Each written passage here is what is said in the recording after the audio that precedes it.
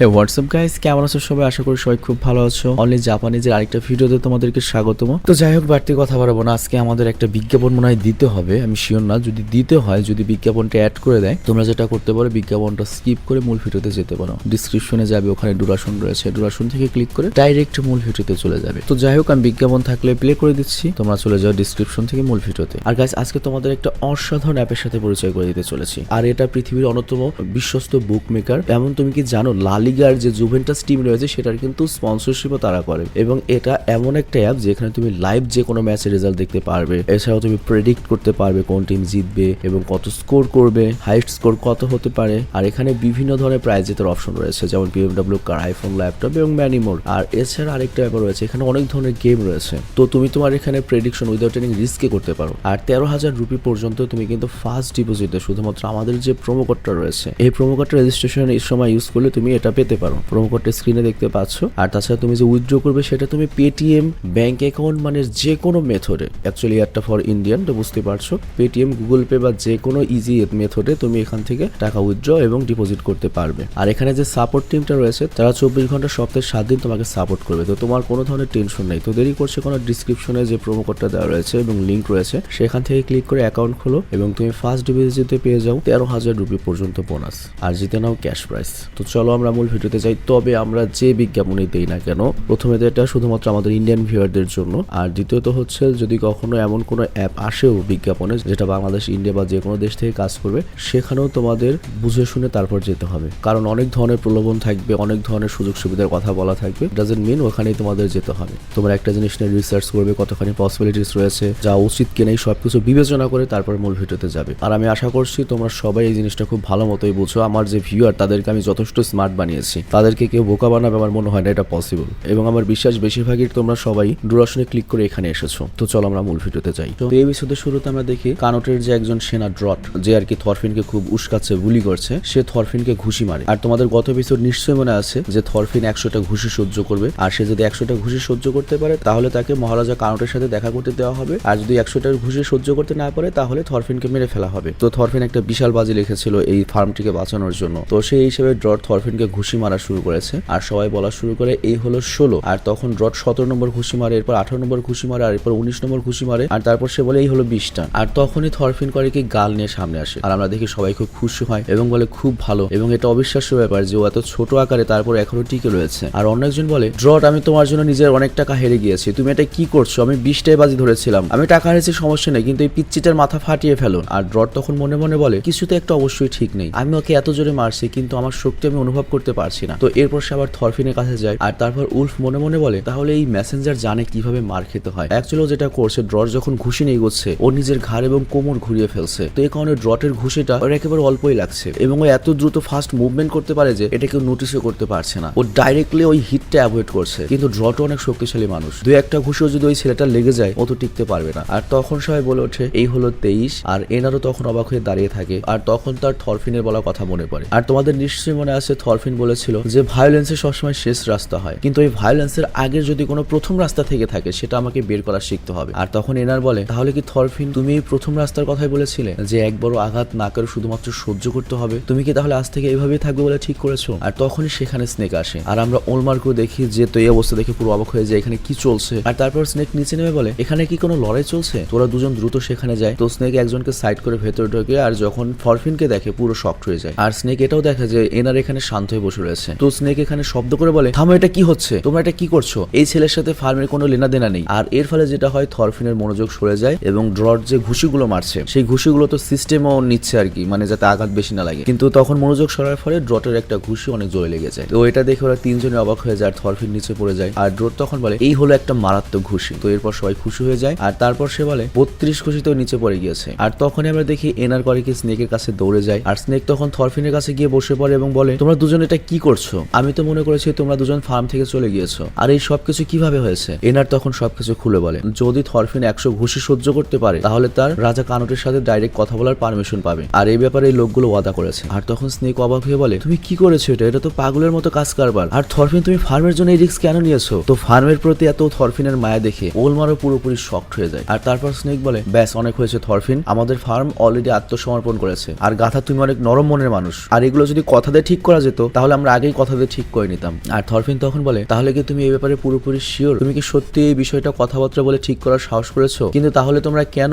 ওরা যখন তরল বের করেছিল তখন তোমরা কোনো চিন্তা ভাবনা না করে, ভবিষ্যৎ কোনো পরিকল্পনা না করে নিজেদের তরল কেন বের করেছিলে? আর ওইদিকে আমরা দেখি থরফিন হেরে গিয়েছে এটা ভেবে সবাই সবার টাকা ভাগ করে নিচ্ছে, কিন্তু তখনই একজন বলে আর ওই দেখো ড্রট। আর এরপর ড্রট যখন পেছনে ঘুরে সে অবাক হয়ে যায়। আর থরফিন তখন উঠে দাঁড়িয়ে নিজের মুখ থেকে ভাঙা দাঁতগুলো ফেলে দিয়ে ড্রটের দিকে আঙুল দেখিয়ে বলে তুমি ওখানে দাঁড়িয়ে কি করছো গাধা? তোমার ঘুষি একটা মশার কামড়ের চেয়েও কম মাথা দেয়, এখনো 68টা ঘুষি বাকি রয়েছে, আর আমি একজন ব্যস্ত মানুষ, আমার লোক আমার জন্য অপেক্ষা করছে, যা করার তাড়াতাড়ি করো। তো থরফিনের এমন ভাব দেখে এখানে সকল গার্ডরা পুরোপুরি শক্ট হয়ে যায় যে ভাই পিচ্ছি কি। ড্রটও চুপ হয়ে যায়, কিন্তু স্নেক তখন বলে এখনই লড়াই থামাও। কিন্তু এনার তখন স্নেককে ধরে ফেলে, আর স্নেক তখন বলে এনার তুমি কি থরফিনকে মরতে দিচ্ছ? কিন্তু তারপরে এনার কোনো কথা না বলে চুপচাপ শান্ত হয়ে বসে থাকে, আর সে স্নেকের হাত আরো শক্তভাবে ধরে। আর তখন স্নেকও চুপ হয়ে যায় এবং অবাক হয়ে যায়। আর এরপর আমরা কিছু সময়ের পরের দৃশ্য দেখি, আমরা দেখি এখানে যত সৈন্য ছিল তারাও চুপ হয়ে গিয়েছে, কেউ শব্দ করছে না, সবাই চুপচাপ শান্ত হয়ে দেখছিল। উলফও শান্ত হয়ে দেখছিল, আর ড্রট এখানে পুরো হাবাচ্ছিল আর বলছিল এই হলো 98। তো এই দৃশ্য দেখে ওলমারের চোখ দিয়ে পানি বের হয়ে যায় যে থরফিন কত কষ্ট করছে ফার্মের জন্য। আর ড্রট বলে এই হলো 99। আর এখানে আমরা দেখতে পাই ড্রট পুরোপুরি ক্লান্ত হয়ে গিয়েছে। আর তারপর সে যখন 100 নম্বর ঘুষি মারতে যাবে তখনই এত ক্লান্ত হয়ে গিয়েছে যে ড্রট সে আর ঘুষি মারতে পারে না, হাঁটুতে বসে পড়ে। কিন্তু থরফিন এখনো দাঁড়িয়ে ছিল। আর এখানে যতগুলো সৈন্য ছিল যারা একটু আগেও থরফিনকে বুলি করছিল তাদের সবার ভেতরে থরফিনকে নিয়ে একটা বিশাল রেসপেক্ট চলে এসেছে। তো যাই এরপর ড্রট হাওয়াতে হাওয়াতে থরফিনের দিকে দেখে এবং বলে থরসের ছেলে থরফিন, তুমি আমাকে ক্ষমা করে দিও, আমি তোমার সক্ষমতার উপর সন্দেহ করেছিলাম, তুমি সত্যি একটা আসল যোদ্ধা। আর তারপর ড্রট উলফকে বলে মিস্টার ক্যাপ্টেন, এই মানুষটি কোন একটা সময় আমাদের মহারাজকে গার্ড করেছিল, আপনি প্লিজ থরফিনকে মহারাজের সাথে কথা বলার পারমিশন দিয়ে দিন। তো এরপর উলফ তার কাছে আসে আর বলে থরফিন, তুমি ছোট সাইজে অনেক, কিন্তু তারপর তুমি হয়তো অনেক ভালো ট্রেনিং নিয়েছো, আর তোমার যে সক্ষমতা আমি দেখেছি, তুমি কোনো হামলাও করোনি, তুমি যদি চাইতে তুমি ড্রটকে খুব সহজেই হারিয়ে দিতে পারতে, আর তাহলে আমরা খুব সহজেই মেনে নিতাম যে তুমি প্রথমে মহারাজের গার্ড ছিলে আর ইজিলি তুমি দেখা করতে পারতে। কিন্তু থরফিন তখন বলে এটা কেমন প্রশ্ন, যেখানে আমি শান্তির বার্তা দিতে যাচ্ছি নিজে কষ্ট সহ্য করে, সেখানে আমি অন্যকে কিভাবে মারতে পারি? আর তাছাড়া আজকেই প্রথম তোমাদের সবার সাথে আমার দেখা হয়েছে, আমরা একে অপরের ব্যাপারে কিছুই জানি না, তো এখানে আমাদের একে অপরকে ঘৃণা করার কোনো কারণই নেই, তো এর জন্য আমি কাউকে মারার প্রয়োজনই মনে করছি না। এটা কি সত্যি বোকামি নয়? এটা শুধুমাত্র কানোট আর ক্যাটেলের লড়াই, আর এই দুইজন লিডার দাবা খেলার সময় এই ব্যাপারে কথাবার্তা বলে ক্লিয়ার করে নিতে পারতো। কি দরকার ছিল এতগুলো মানুষ জড়ো করার, এতগুলো রক্ত ঝরানোর? কারণ আজকেই তো আমাদের সবার প্রথম দেখা হয়েছে, তুমি আমার শত্রু না। আর এরপর থরফিনের থর্সের কথা মনে পড়ে, আর তারপর থরফিন আবার বলা শুরু করে আমার কোনো শত্রু নেই। তো এই কথা শুনে ওলমার আরো চমকিয়ে যায়, আর উলফ তখন বলে তুমি সত্যি একজন বীর পুরুষ, তুমি এতজন প্রফেশনাল সৈনিকদের মধ্যে দাঁড়িয়ে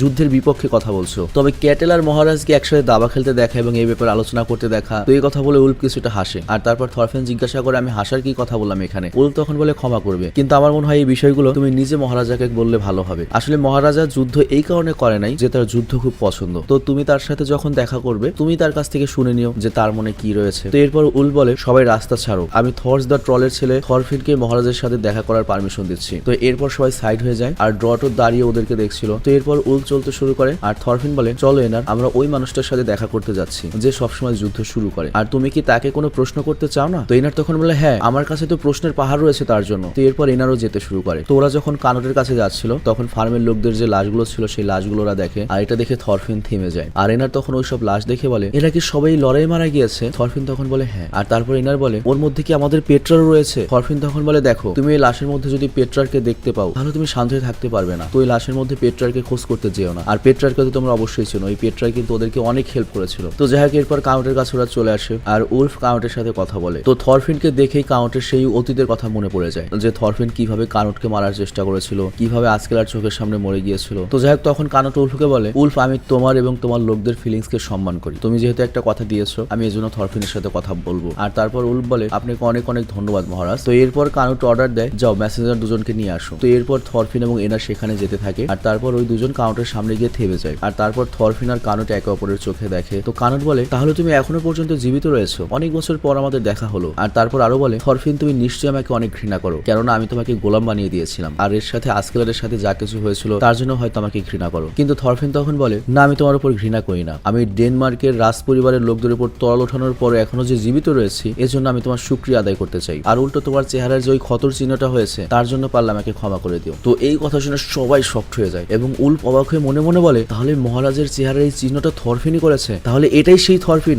যাকে সেফনি বলা হয়, যার সম্পর্কে বলা হয় সেই একমাত্র পার্সন যে বরাবরিতে থরকেল দ্য গ্রেটকে হারিয়ে দিয়েছিল। আমি তো চিন্তাও করতে পারিনি সেই ছেলেটা এত সাইজে ছোট আর এত জোয়ান হবে। আর এনার তখন চমকে জিজ্ঞাসা করে কি বললে তুমি থরফিন, তুমি রাজার বিপক্ষে তরাল উঠিয়েছিলে, ওই চেহারার দাগ তোমার তোমার হাত থেকে হয়েছে? আর এদিকে কানুট বলে, তোমার এই চেহারার সাথে তোমাকে চেনা খুব মুশকিল ব্যাপার, কিন্তু আমার কাছে মনে হয় তুমি অনেক প্রশংসাজনক কথা বলেছো, তুমি অনেক চেঞ্জ হয়ে গিয়েছো। তবে অবশ্যই এটাও ঠিক, আমাদের যখন দেখা হয়েছিল তার থেকে আজকে 4 বছর পার হয়ে গিয়েছে। একজন মানুষ পরিবর্তন হওয়ার জন্য 4 বছর একটা যথেষ্ট বেশি সময়। আর তখন থরফিন বলে, কানুট আমি চাই তুমি এই ফার্ম থেকে চলে যাও। কানুট তখন বলে, আমি যাবো না। ক্যাটেলের লড়াই শুরু করেছে, আর ক্যাটেলের ছেলে ওলমার আমার 10 জন লোককে মেরে ফেলেছে, কারণ আমি ওকে গার্ড বাড়াইনি এজন্য। আর থরফিন তখন বলে, আমি এই ব্যাপারে শুনেছি, আর তুমি অলরেডি তোমার প্রতিশোধ নিয়ে ফেলেছো। তুমি এই ফার্মের 100 জনের বেশি লোককে মেরে ফেলেছো, এবং এত লোক মেরে ফেলেছো যে এই ফার্ম কখনো আর রিকভার করতে পারবে না, কারণ এই ফার্মের বেশিরভাগ কাজ করার মানুষই মারা গিয়েছে। তো কানুট তখন বলে, আমি তো ওদেরকে সুযোগ দিয়েছিলাম পালানোর জন্য, এটা তো ক্যাটেলের ভুল ছিল। ওরা ভেবে নিয়েছিল যে আমার সৈনিকের মোকাবেলা ওরা করতে পারবে। আর তাছাড়া তুমি কে? যতক্ষণ না পর্যন্ত ক্যাটেল এখানে আসছে বা তার পরিবারে কেউ এখানে আসছে, ততক্ষণ পর্যন্ত এই ঝামেলার সমাধান হবে না। আর তখন এনার রাগান্বিত হয়ে বলে, তার মানে এই ঝামেলা ততক্ষণ সমাধান হবে না যতক্ষণ না তুমি এই ফার্মটা কবজা করতে পারছো, তাই না? তুমি যত খুশি বাহানা বানাও, কিন্তু তুমি এটা লুকাতে পারবে না তোমার মেন উদ্দেশ্য হচ্ছে এই ফার্মটা চুরি করা। তুমি আসলে একজন চোর,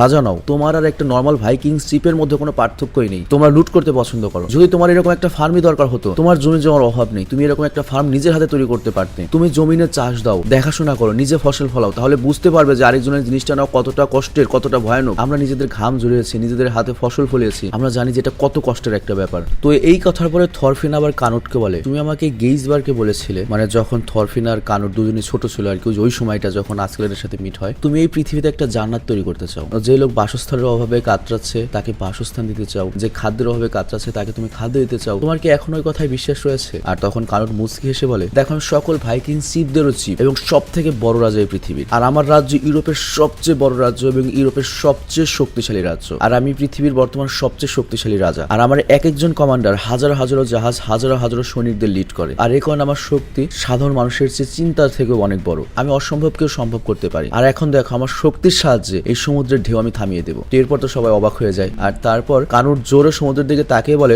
সমুদ্রের ঢেউ, রাজা কনুটের নামে আমি তোমাকে থামার জন্য হুকুম দিচ্ছি। কিন্তু দেখা যায় ঢেউ যেমন চলছে তেমনই চলছিল। আর তারপর কানুট বলে, তুমি কি আমার শক্তি দেখে ফেলেছো? বুঝতে পেরেছো কি আমি এতখানি পাওয়ারলেস যে আমি নিজের দিকে আসা একটা ঢেউকেও থামাতে পারছি না। আর তুমি কি জানো এই ঢেউটা কে বানায়? তো থরফিন আর এনার তো শান্ত হয়ে দাঁড়িয়েছিল। আর কানুট তখন বলে, এই ঢেউ বানায় হচ্ছে সৃষ্টিকর্তা। তো বুঝতেই পারছো একটা স্বর্গ বাহনের লজিক মানে হচ্ছে সৃষ্টিকর্তাকে তুচ্ছ করা, ভগবানের নিয়মকে ভঙ্গ করা। তো ওটা আমি কেন করতে যাব? আমাদের দিকে দেখো থরফিন, আমাদের ভাইকিংসদের দিকে দেখো, আমরা অনেক অনেক রাজ্যকে ধ্বংস করার জন্য দায়ী। আমাদের প্রত্যেকের ঘাড়ে অনেক অনেক খুনের রক্ত রয়েছে, অনেক দায় রয়েছে। তোমার কি মনে হয় আমরা স্বর্গ ডিজার্ভ করি? আমরা আসলে ভুলে গিয়েছিলাম মানুষ হওয়ার মানে কি, আর আমাদের মানুষদের শেষমেশ কি করা উচিত। তো মানুষ হিসেবে আমাদের মানুষের মতোই ভাবতে হবে, আমাদের সৃষ্টিকর্তার মতো ভাবা যাবে না। আর আমার লোকেদেরকে, আমার ভাইকিংসদের বাঁচাতে হবে। স্বর্গ বানানো আমার দায়িত্ব নয়। আর তখন এনার চিৎকার করে বলে, কি বলে তুমি ভাইকিংসদের বাঁচাবে? কানুট তখন বলে, হ্যাঁ আমি একমাত্র একা রয়েছি যার উপর ওদের বিশ্বাস রয়েছে। আমি এদের উপর শাসন করেছি, তাদের শক্তিকে এক করতে পেরেছি। তো আমি এদেরকে স্বর্গে নিয়ে যাব। আর এই কারণে আমার আরো অনেক শক্তি লাগবে। আমি সব মানুষের শক্তি এক জায়গায় করব এবং আমি শেষমেশ সৃষ্টিকর্তার বিরুদ্ধে লড়াই করব।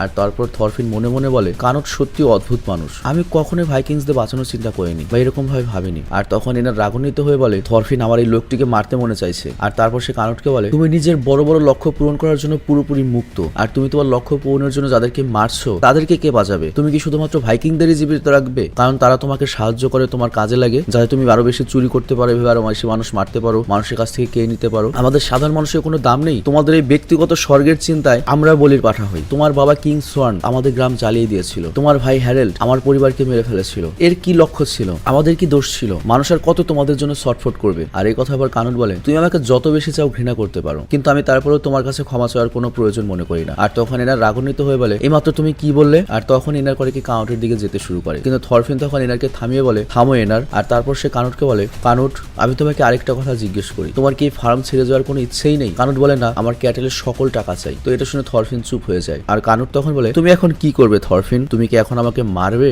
আর তারপর সে তার হাত সামনের দিকে নিয়ে আসে এবং বলে, তুমি আমাকে না মেরে আমাকে থামাতে পারবে না থরফিন। আর এরপর আমরা দেখি কানুটের সকল গার্ড থরফিন এবং এনারকে চারদিক থেকে ঘিরে ধরে। আর এখানেই এপিসোডটা শেষ হয়ে যায়। তো বুঝতে পারছো সামনের এপিসোড আরো ইন্টারেস্টিং হতে চলেছে। তো যাই হোক, আমি আজকের মতো বিদায় নিচ্ছি। দেখতে দেখতে ভিলেন সাগা শেষ হয়ে গেল। খুব শীঘ্রই নতুন কোন একটা সিরিজ শুরু হবে এবং আমি অবশ্যই থাকবো তোমাদেরকে গল্প বলার জন্য। আর আমি একটা সিদ্ধান্ত নিয়েছি যে আমার এখনো অত বয়স হয়নি যে আমি রিটায়ারমেন্ট নেব। যতখানি কষ্ট করা যায় আমি করার চেষ্টা করবো। আসলে হয় কি, মাঝে মাঝে যখন অসুস্থ হয়ে যায় তখন ভেতর থেকে দুর্বলতা এমনিতেই চলে আসে, কাজ করার সাহস কম পাই। তো র্যান্ডম অ্যানিমেশনে আমি কন্টিনিউ করার সিদ্ধান্ত নিয়েছি। মানে আমার কষ্ট হলে আমি চেষ্টা করবো দুটো চ্যানেলই নিজেই কন্টিনিউ করার জন্য। তো এই কারণে যদি মাঝে মাঝে 2-1 দিন ভিডিও না আসে বা গ্যাপ যায়, তোমাদের অবশ্যই সেটা ইজিলি নিতে হবে, মন খারাপ করা যাবে না। তো আমি বিদায় নিচ্ছি। ভালো থেকে সুস্থ থেকো। Take care. আল্লাহ হাফেজ।